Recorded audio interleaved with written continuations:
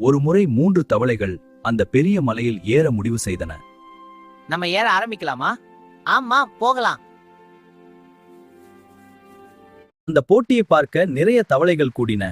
எல்லோரும் ஆரவாரம் செய்து கொண்டிருந்தார்கள்.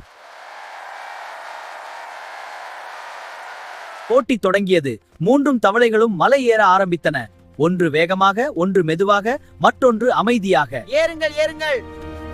உங்களால் முடியாது, முடியாது, முடியாது. உங்களால் முடியாது, முடியாது, முடியாது. விழுந்து விடுவீர்கள். மேலே போகாத, பாம்பு தேள் இருக்கும், போகாத. மேலே போகாத, பாம்பு தேள் இருக்கும், போகாத.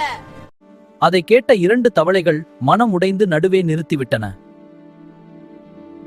ஆனால் ஒரு தவளை மட்டும் யாரையும் கவனிக்காமல் தொடர்ந்து மேலே ஏறிக்கொண்டே இருந்தது. அதிர்ச்சி! அந்த தவளை மலையின் உச்சியை அடைந்தது.